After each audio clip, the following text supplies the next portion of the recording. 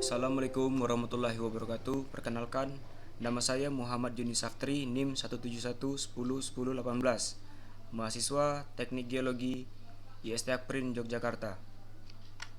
Baiklah, saya akan mempresentasikan tentang konstruksi flownet dan data lapangan sebagaimana syarat untuk tugas 3 dan 4 dan juga sekaligus tugas remedial mata kuliah konservasi air tanah. A. Dasar teori. Flownet adalah suatu peta atau konstruksi yang berisikan peta kontur air tanah dan peta aliran air tanah. Garis kontur air tanah adalah garis yang menghubungkan tempat-tempat yang mempunyai kedalaman muka air tanah yang sama. Pada skala 2 dimensi, garis dapat dikonstruksi dengan menghubungkan dua titik yang mempunyai kedalaman air tanah yang sama. Bisa juga disebut equipotential line, karena pada tempat yang mempunyai kedalaman muka air tanah yang sama, otomatis mempunyai besar energi potensial air tanah yang sama. Lanjut. Berikut merupakan gambar flownet sederhana dari Todd 1980. Oke. Peta aliran air tanah dibuat berdasarkan kontur air tanah pada skala 2 dimensi. Secara alami, aliran air tanah akan memotong tegak lurus 90 derajat kontur air tanah pada kondisi akuifer yang homogen atau isotropis. Karena pengaruh potensial gravitasi yang mempunyai arah aliran dari muka air tanah (hydraulic head) tinggi menuju muka air tanah yang lebih rendah. Flownet atau jaring air tanah yang ideal mempunyai bentuk bujur sangkar dengan luas yang relatif sama. Oke, lanjut. Nah, berikut merupakan beberapa kegunaan dari flownet, yaitu 1. Untuk menentukan besarnya debit aliran pada segmen yang diinginkan. Oke, 2. Untuk mengetahui daerah tangkapan dan daerah pemanfaatan. 3. Untuk memprediksi arah pencemaran air tanah. Dan yang terakhir, 4. Untuk mengetahui perubahan pola aliran atau anomali karena besarnya penerapan air tanah oleh manusia atau karena sebab lain. Next. B. Kemiringan air tanah atau hydraulic gradient.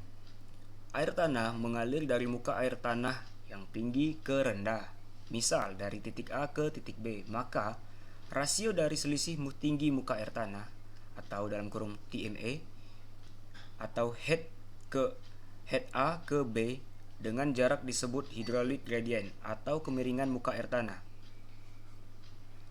Berikut kami cantumkan gambar pada PPT kami. Next.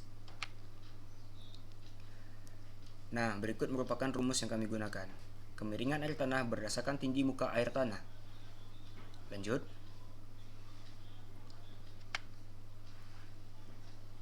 Nah, data yang digunakan dalam pembuatan flownet adalah data TMA.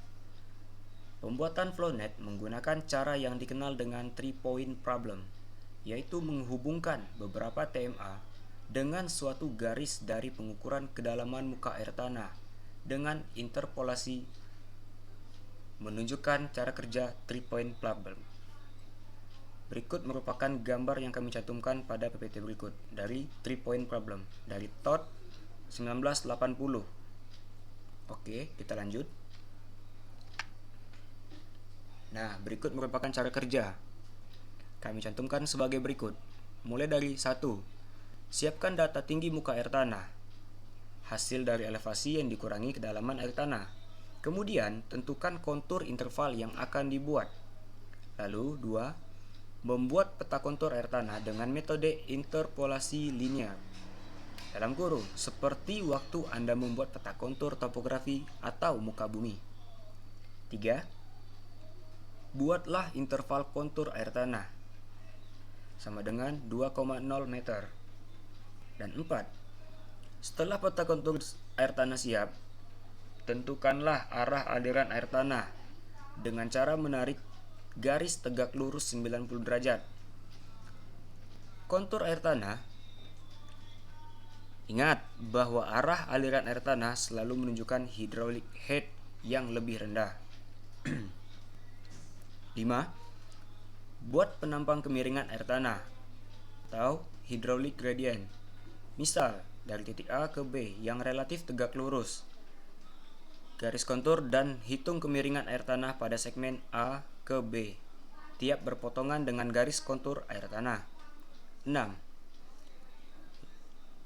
Atau yang terakhir, layut hasil pemetaan pada langkah 1 dan 2, serta beri keterangan atau legenda berupa tambahkan informasi lokasi pengamatan, toponimi, jalan, sungai, jika ada, interval kontur dan indeks konturnya.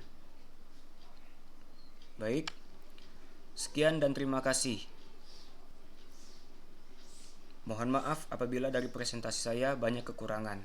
Wassalamualaikum warahmatullahi wabarakatuh. Selamat siang.